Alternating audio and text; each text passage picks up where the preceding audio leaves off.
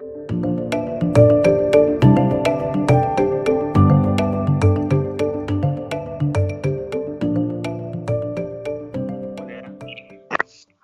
de las cuestiones que me ha pasado desde que conversé con esta charla fue que me pedían que hable con mucha gente, muchos del campo freudiano, personas que querían escuchar.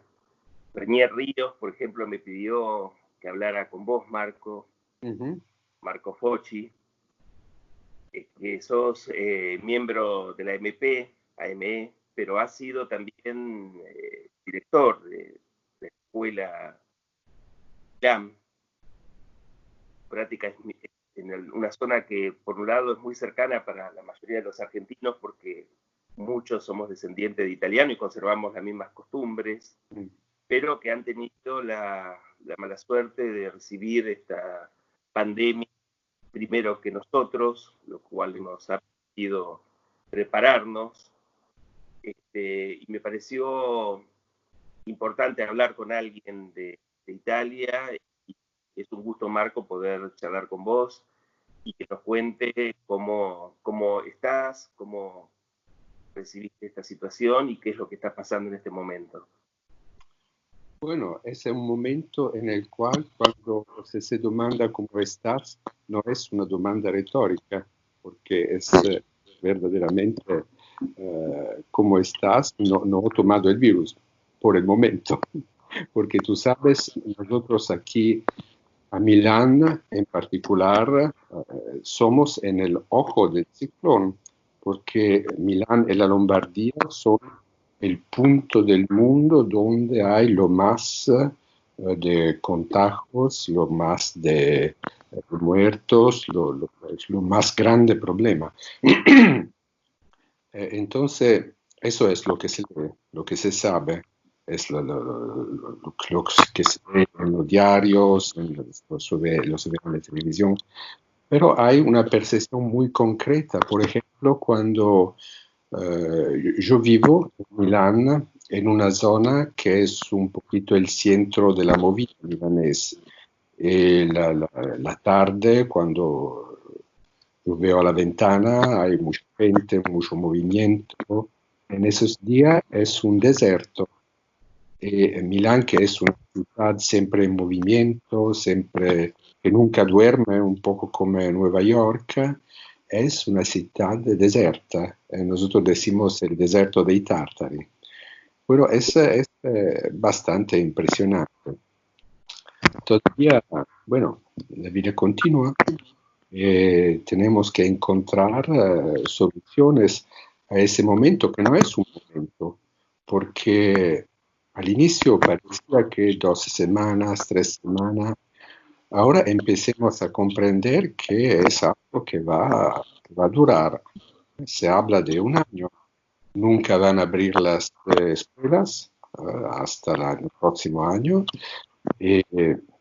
También en nuestras actividades vamos a empezar ahora, estamos organizando para hacer cursos vía Skype o con Zoom, con las tecnologías. Pero fue un momento muy impactante. Por unas semanas todo era, se paró, todo se paró.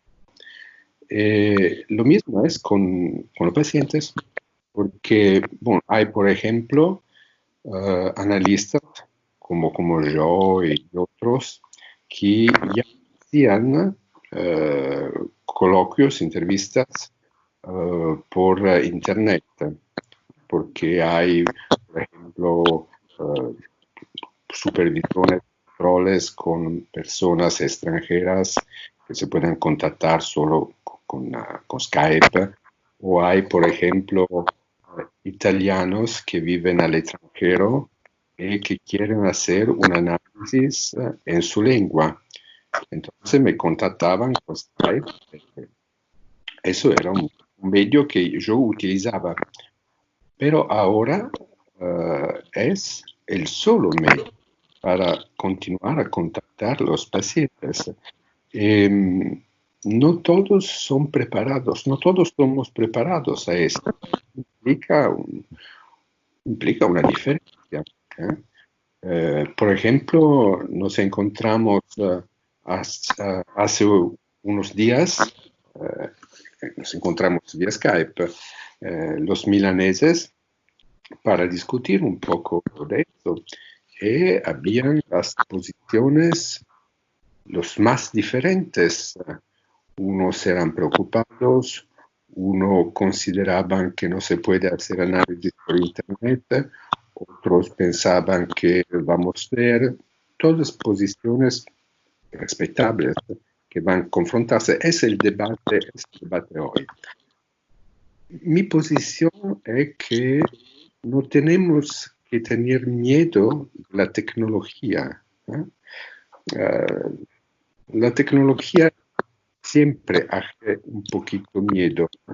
Es el tema del aprendista brujo, comprendes, el aprendista brujo, lo que desencadena fuerzas que es un tema muy viejo, porque es un tema que ya un escritor del segundo siglo, Luciano de Samosata, hablaba de eso, y sus fuentes eran muy antes, eran los egipcianos.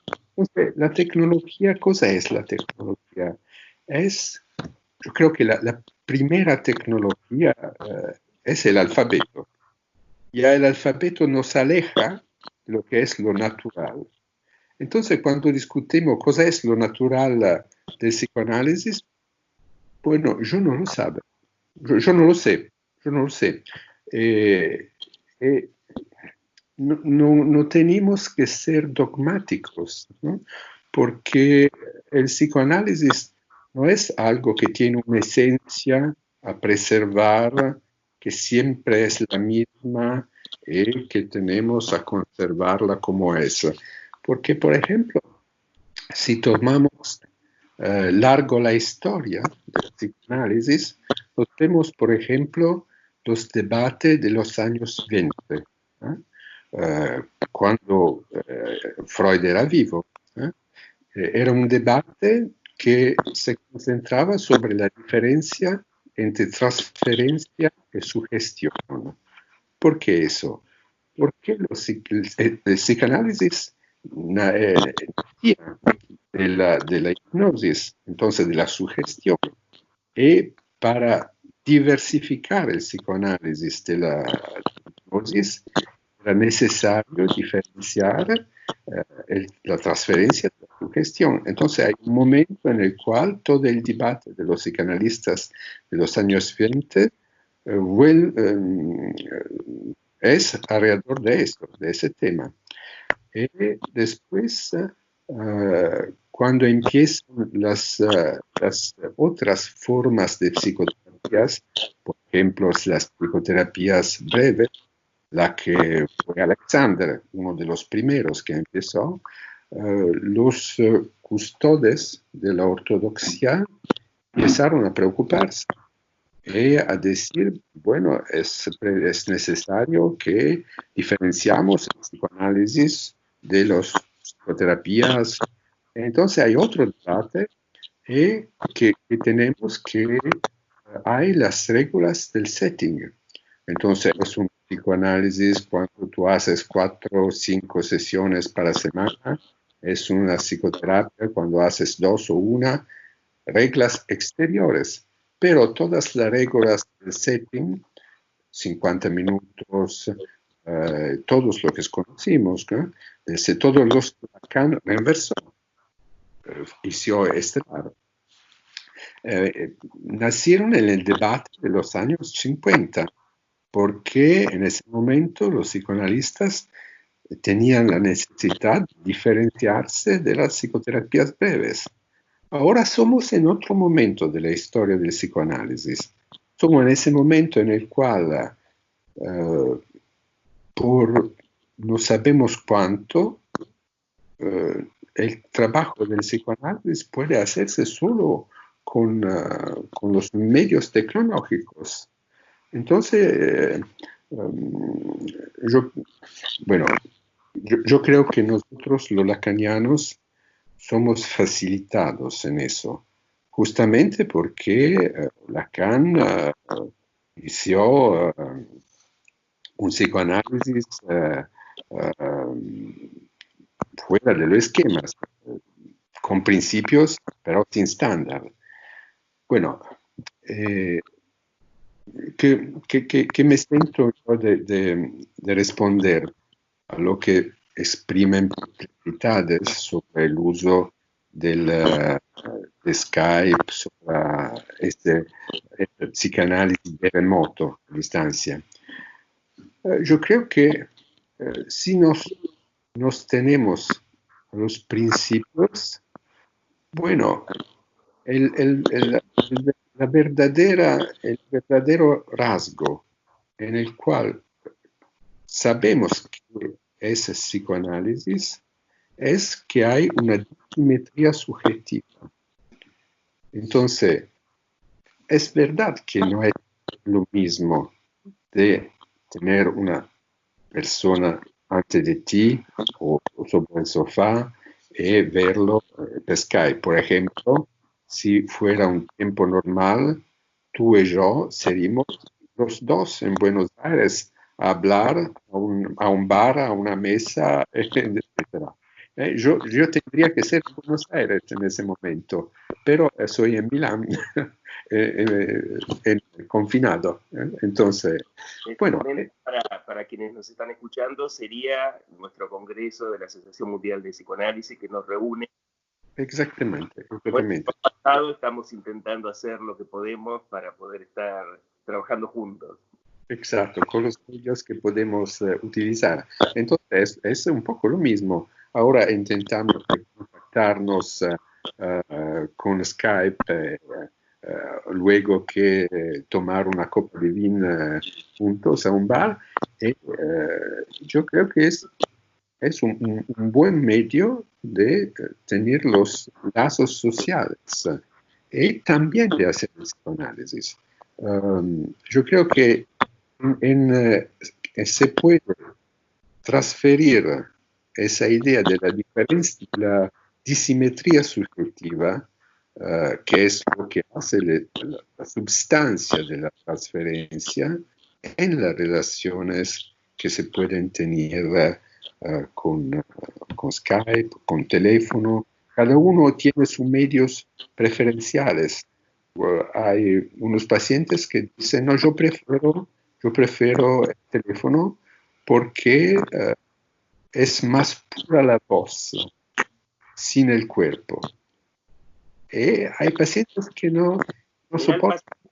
En general suele pasar eso, tanto preferencia desde el lado de los analistas como de los analizantes. Sí, exactamente. Yo creo que nosotros, los analistas, tenemos que ser dúctiles, flexibles, y de adaptarnos a las preferencias de los analizantes. Hay analizantes por los cuales es difícil de pasar a una relación virtual. Yo creo que eso es una cuestión de habitudine, porque la habitudine es una fuerza. L'abitudine, ¿comprendes? L'abitudine. L'hábito, porque es una fuerza, como por ejemplo, Lacan decía en una entrevista a Milán, decía, nosotros no podemos nos liberar del real, pero podemos acostumbrarnos. En un sentido, el análisis es en su distensión temporal, es una manera de acostumbrarse al real. Pero eso necesita tiempo. Y aquí ha sido un salto muy fuerte. Entonces hay unas personas, hay unos analizantes que no tienen dificultad a acostumbrarse de diferente manera. Eso es un punto. Lo que me llamó la atención, Marco, de las personas que les costó pasar o que todavía les cuesta pasar a esta modalidad, es que lo que plantean es una incomodidad. No es que planteen que nos le va a servir, sino que al contrario, plantean una incomodidad. Cuestión que me parece muy interesante, porque la verdad que nos mete, ninguno estamos demasiado, salvo los que trabajaban bajo ese formato actuados, y genera una incomodidad. Pero me parece que la incomodidad es lo que puede ser realmente enriquecedor, porque hay movimientos que se provocan, ¿no? A los que uno está acostumbrado precisamente. Se entiende un poco, pero yo creo haber comprendido. Se entiende un poco mal, con interrupciones. Pero yo creo haber comprendido esa idea de la incomodidad. Es verdad, por unos es una incomodidad, por otros yo veo que es un momento de pausa en la cual se preguntan si verdaderamente quieren volver a su vida precedente. Entonces, es un momento en el cual consideran la posibilidad verdaderamente de que su vida precedente no era la vida que querían vivir y que ahora pueden pensar de cambiar. Pueden pensar de cambiar. Y después hay en el nivel emotivo también hay maneras muy diferentes de reaccionar. Por ejemplo, hay personas que yo veo muy angustiadas, que no pueden organizar su jornada, no ven un horizonte de salida de este momento. Entonces es la angustia. Y el peligro real es amplificado de la angustia que tienen. Entonces, tú sabes, Freud decía que en tiempo de guerra, normalmente los conflictos neuróticos se atenúan porque las personas son preocupadas de procurarse las cosas por sobrevivir. Es un poquito diferente ahora, porque en realidad yo veo que sí, las personas son preocupadas de las cuestiones reales, pero esas cuestiones funcionan como un amplificador de su angustia. O hay las personas que no son angustiadas, pero sienten ese momento con un sentimiento de culpabilidad. Y yo creo que son las personas que buscan un sentido a ese mal que nos golpea ahora. Entonces, ¿cuál es el sentido? Es el látigo de Dios que nos punisce, comprendes, que nos por los pecados, pero no es necesario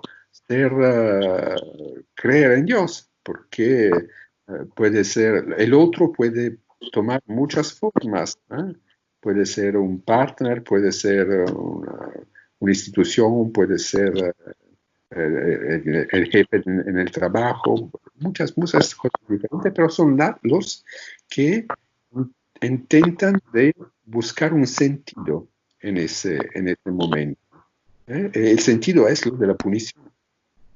Entonces reaccionan con el sentimiento de culpabilidad.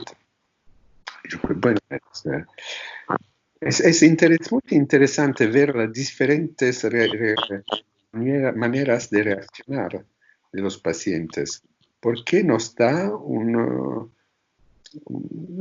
perspectiva clínica. Nosotros somos acostumbrados en esos años a hablar de los nuevos síntomas. Yo creo que ahora podemos empezar a pensar los nuevos paradigmas en el cual el psicoanálisis puede ponerse. Yo creo que es un momento de reflexión importante para nosotros, para ver cómo la clínica se transforma en esa situación, en esa emergencia. Bueno. Hay un libro tuyo, digo, que se llama El truco para curar.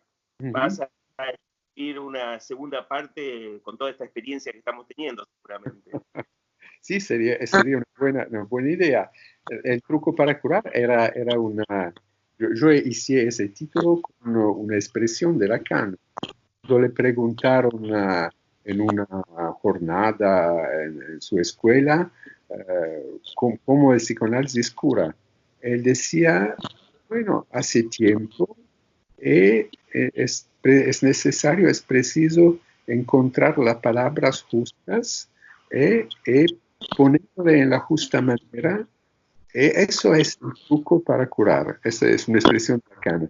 Eso es muy diferente de lo que se ve en situaciones institucionales donde no buscan el truco para curar, buscan los protocolos para curar, los binarios, ¿no? para curar. Entonces, yo creo que eso es otro carácter del psicoanálisis. Yo decía antes la disimetría subjetiva como particularidad de la experiencia. Yo creo también que no hay protocolo, hay truco, que es algo de muy, muy singular, de muy, muy particular en un momento de una cura, en un momento con una particular persona, que tú tienes que encontrar las palabras justas. Eso es el truco. Bueno, sería necesario escribir un seguito a eso con las experiencias que vamos a encontrar ahora. Yo te digo, no tenemos que tener miedo de la tecnología, porque, por ejemplo, voy a decirte, el ferrocarril.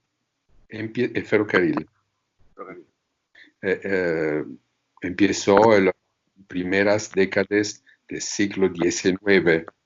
Yo no sé la velocidad que podía tener una locomotora con vapor, pero yo creo que podía ser, ponemos 30 kilómetros a la hora, 50 kilómetros a la hora.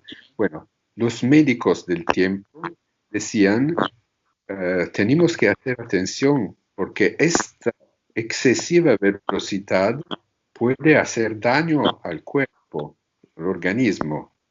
Entonces, 50 kilómetros a la hora. Ahora tenemos trenes que van 300 kilómetros a la hora, todos los tomamos y todos somos seguros. Entonces, yo creo que siempre hay ese miedo de la tecnología porque puede ser algo que escapa de las manos. Bueno, yo creo que nosotros, los psicanalistas, somos en la buena posición para hacer frente a lo que no tenemos como amos, ¿no? Porque nuestra posición es diferente. Entonces, bueno, no somos amos de la tecnología, pero está bien, podemos entrar en el juego. Podemos entrar en el juego, como no somos amos del lenguaje. No es porque somos amos del lenguaje que podemos curar con el lenguaje.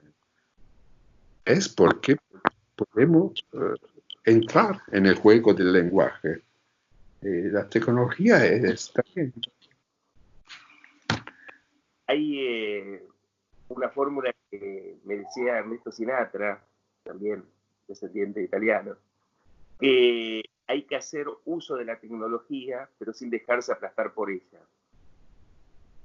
Sí, estoy de acuerdo.